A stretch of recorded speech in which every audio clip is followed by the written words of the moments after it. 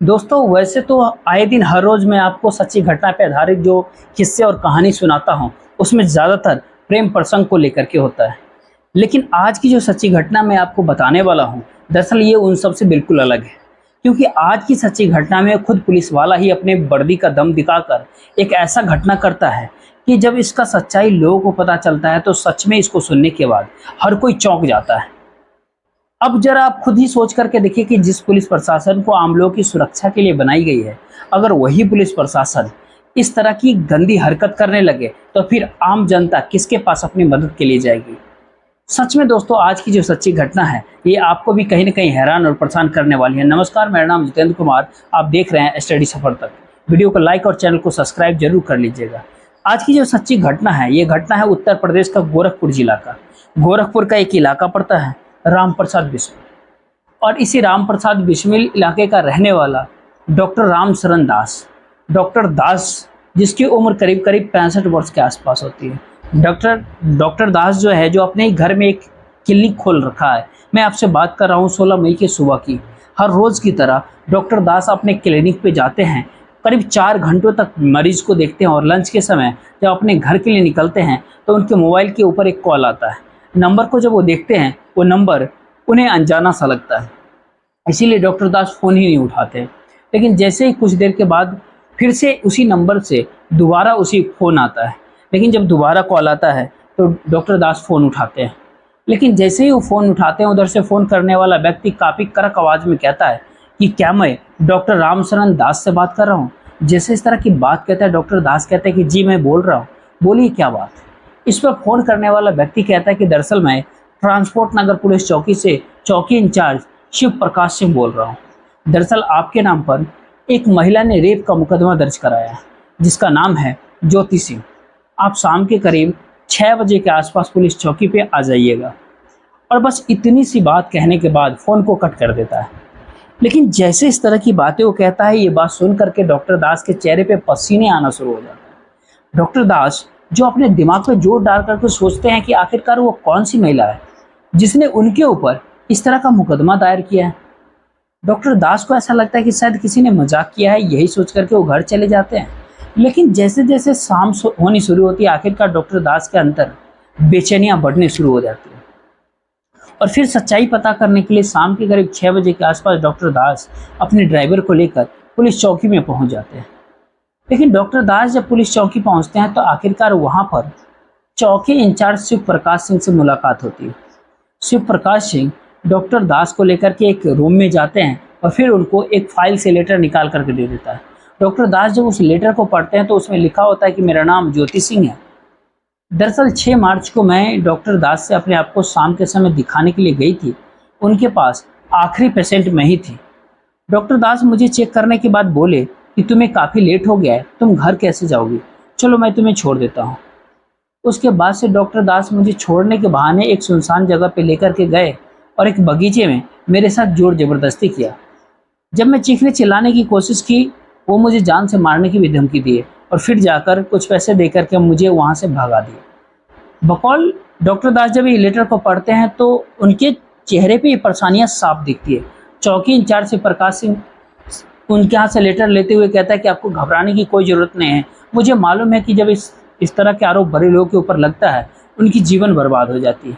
आज से पहले न जाने कितने लोगों की जीवन बर्बाद भी हो चुकी है। लेकिन अब आप घबराइए नहीं, मुझसे जितना भी हो सकेगा मैं आपके लिए मदद करूंगा। उसके बाद से डॉक्टर दास अपने घर पे चले जाते हैं। लेकिन डॉक्टर दास जब अपने घर पे पहुंचते हैं चाह कर के भी इसके बारे में किसी को कुछ भी नहीं बता पाते, क्योंकि डॉक्टर दास को यह भी डर सताने लगता है कि कहीं यह खबर सोशल मीडिया के माध्यम से लोगों के सामने अगर पहुंच गया तो फिर उनके इज्जत की धज्जियां उड़ जाएगी। आखिरकार काफ़ी सोचने विचारने के बाद इस बारे में अपनी पत्नी से वो बातचीत करते हैं डॉक्टर दास। डॉक्टर दास की पत्नी को जब ये बात पता चलता है वो भी अपने पति को समझाते हुए कहती है कि इसका जो भी हो सकता है जल्द से जल्द कोई ना कोई उपाय निकालिए। रात के करीब 10 बजे के आसपास डॉक्टर दास जब इस मैटर के ऊपर अपनी पत्नी से बातचीत कर रहे थे तभी उनके नंबर पे फिर से एक और नंबर से कॉल आता है। लेकिन जब उस नंबर को डॉक्टर दास देखते तो उनके चेहरे पे थोड़ी सी खुशी आ जाती है, क्योंकि फ़ोन करने वाला उनका जानने ही वाला था जिसका नाम होता है परवीन तिवारी। परवीन जो कि सिटी 1 न्यूज़ का एक पत्रकार होता है जिसे डॉक्टर दास अपने बेटे की तरह मानते ही नहीं बल्कि उसको प्यार भी करते हैं। लेकिन परवीन जब कॉल करता है डॉक्टर दास सही से उससे बातचीत ही नहीं करते, जिसकी वजह से परवीन डॉक्टर दास के ऊपर दबाव डालने लगता है कि आखिरकार बात क्या है जो आप सही से बातचीत नहीं कर पा रहे हैं। जब डॉक्टर दास के ऊपर दबाव डालना शुरू करता है, आखिरकार डॉक्टर दास परवीन से सारी सच्चाई को बता देते हैं और कहते हैं कि इस मामले में मुझे तुम्हारी मदद चाहिए, क्योंकि तुम्हारा कई सारे थानों में पुलिस वालों से जान पहचान भी है। जब मदद की गुहार लगाते हैं, परवीन भी उसको तसल्ली देते हुए कहता है कि आपको घबराने की जरूरत नहीं है, मुझसे जो कुछ भी होगा मैं आपके लिए करूंगा। मदद की दिलासा जब देता है, डॉक्टर दास भी थोड़ी सुकून की राहत लेते हैं और उसी रात को गहरी नींद में सो जाते हैं। अगली सुबह जब वो उठते हैं, हर रोज की तरह अपने क्लिनिक पे जाते हैं, दिन भर अपना काम करते हैं। शाम के समय वो जब घर लौटते हैं, खाना वाना खाने के बाद वो सो जाते हैं। लेकिन जैसे ही रात का 1 बजता है, अचानक उनके गेट के ऊपर एक बेल बजता है। डॉक्टर दास जब जाकर के दरवाजा खोलते हैं तो देखते हैं कि सामने चौकी इंचार्ज शिव प्रकाश सिंह खड़ा है। शिव प्रकाश को जब वो देखते हैं, डॉक्टर दास के भीतर गुस्सा भर जाती है, लेकिन चाह करके भी अपना गुस्सा वो बाहर नहीं निकाल पाते। शिव प्रकाश को अपने घर के भीतर लेकर के जाते हैं और दोनों बैठ करके करीब करीब 2 घंटों तक बातचीत करते हैं। चौकी इंचार्ज शिव प्रकाश डॉक्टर दास को समझाते हुए कहता है कि दरअसल मैंने ज्योति से बातचीत कर लिया है, आप मुझे और ज्योति को 5-5 लाख रुपए दे दीजिए, उसके बाद से इस केस का रफा दफा कर दूंगा। 10 लाख रुपए का जब डिमांड करता है, डॉक्टर दास भी उसे कहता है कि मुझे कल तक का मोहलत चाहिए। उसके बाद से शिव प्रकाश वहाँ से चला जाता है। लेकिन अगली सुबह जब डॉक्टर दास अपने क्लिनिक में बैठते हैं, करीब करीब 1 बजे के आसपास शिव प्रकाश क्लिनिक में पहुंच जाता है और कंपाउंडर से कहता है जाकर के डॉक्टर से दास से बोल दो कि शिव प्रकाश आया हुआ है। जो कंपाउंडर जब जाकर के शिव प्रकाश के नाम बताता है, डॉक्टर दास शिव प्रकाश को अपने केबिन में बुलाते हैं। दरअसल उस समय डॉक्टर दास 8 लाख रुपए का इंतजाम भी कर चुके थे। 8 लाख रुपए शिव प्रकाश को थमा देते हैं।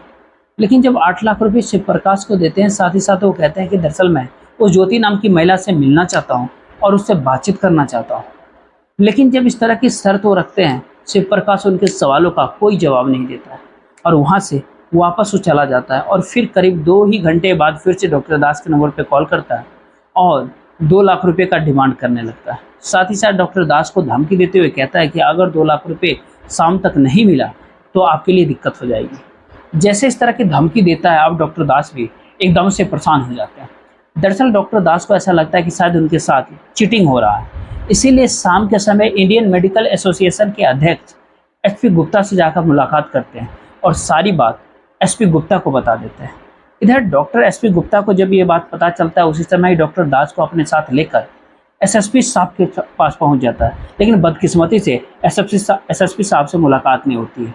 वहाँ से तो दोनों घर चले जाते हैं। लेकिन अगले दिन सुबह सुबह डॉक्टर एसपी गुप्ता डॉक्टर दास को अपने साथ लेकर के मुख्यमंत्री योगी आदित्यनाथ के पीआरओ द्वारिका तिवारी से गोरखनाथ मंदिर में मुलाकात करते हैं और लिखित में पीआरओ को एक तहरीर देते हैं।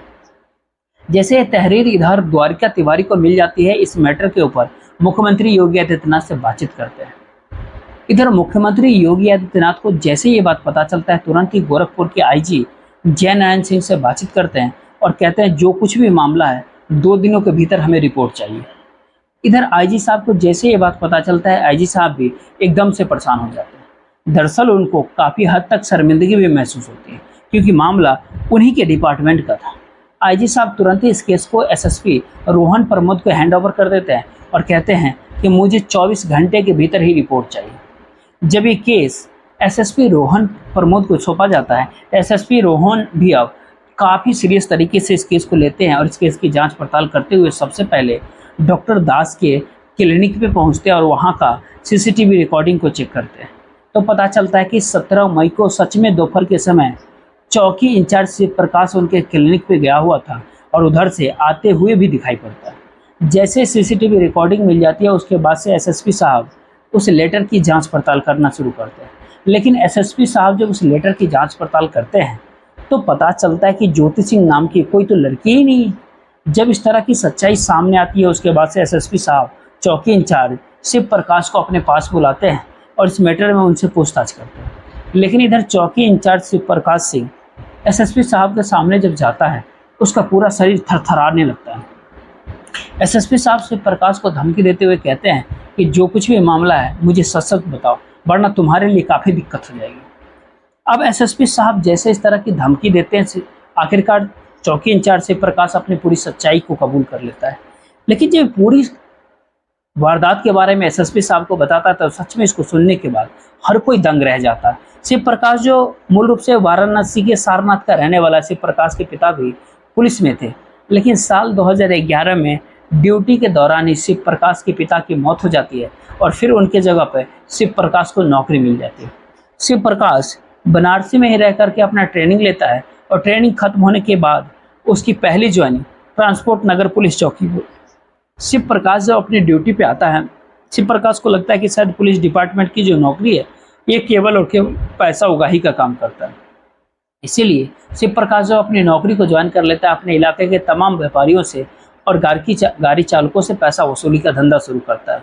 हालांकि इस बीच में शिव प्रकाश को लेकर के कई सारे कंप्लेन भी दर्ज होते हैं, लेकिन शिव प्रकाश इतना काफ़ी चालाक होता है कि मीठी मीठी बातें करके वहाँ से निकल जाता है, जिसकी वजह से शिव प्रकाश का हौसला और भी बुलंद हो जाता है। और लेकिन जैसे ही कुछ साल का समय बीतता है, आखिरकार शिव प्रकाश का मन भर जाता है। एक दिन अपने दोस्त परवीन से बातचीत करता है, जो परवीन सिटी 1 न्यूज़ में एक रिपोर्टर का काम करता है।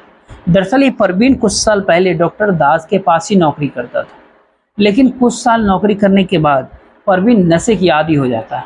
जब नशे की आदी हो जाता है, करीब करीब 1 महीने तक बीमार रहता है।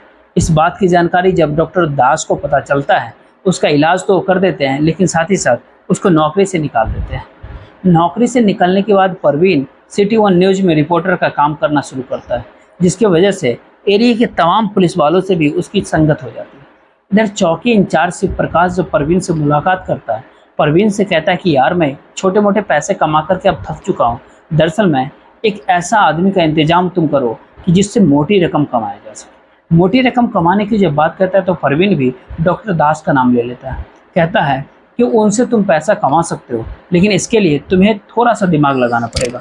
शिव प्रकाश कहता है कि उसकी तुम चिंता न करो। 2 दिन के बाद फिर से परवीन को अपने पास बुलाता है और परवीन से अपने पूरी प्लान के बारे में बताता है।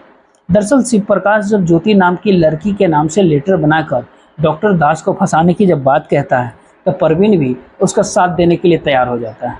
उसके बाद से दोनों मिलकर के ज्योति सिंह नाम की लड़की के नाम से एक लेटर बनाता है। इसी लेटर को दिखाकर डॉक्टर दास को ब्लैकमेल करते हैं और ब्लैकमेल के तौर पे डॉक्टर से 8 लाख रुपए भी ले लेते हैं। दरअसल इधर परवीन भी शिव प्रकाश को साथ दे देता है, क्योंकि खुद परवीन ही डॉक्टर दास से बातचीत करता है और अंदर की जो कुछ भी बातें होती है वो शिव प्रकाश को बताते रहता है। सच में जब शिव प्रकाश पूरी कहानी एसएसपी साहब को बताता है, एसएसपी साहब शिव प्रकाश के ही कहने पे परवीन को भी अपने हिरासत में लेकर के आते हैं। एसएसपी साहब जब उन 8 लाख रुपये के बारे में शिव प्रकाश से पूछताछ करते हैं, तो शिव प्रकाश कहता है कि साहब मैं उसमें से 2000 रुपये खर्च कर चुका हूँ, बाकी का 7 लाख और 98,000 रुपया एसएसपी साहब को हैंड ओवर कर देता है। उसके बाद से एसएसपी साहब दोनों को गिरफ्तार करके जेल भेजते हैं। दोस्तों, पूरे घटनाक्रम सुनाने के बारे में आपको क्या लगता है, आप अपनी राय जरूर अपने कमेंट बॉक्स में दीजिएगा। बाकी घटनाक्रम सुनाने का उद्देश्य आपको परेशान करना नहीं था, नहीं आपका दिल दुखाना था, बल्कि आपको जागरूक करना था, आपको सचेत करना था। आप जहां भी रहे सुरक्षित रहे और अपनों का ख्याल रखें। बाकी हमारा वीडियो अच्छा लगा हो, वीडियो को लाइक, चैनल को सब्सक्राइब और वीडियो को शेयर जरूर करें। जय हिंद, जय भारत।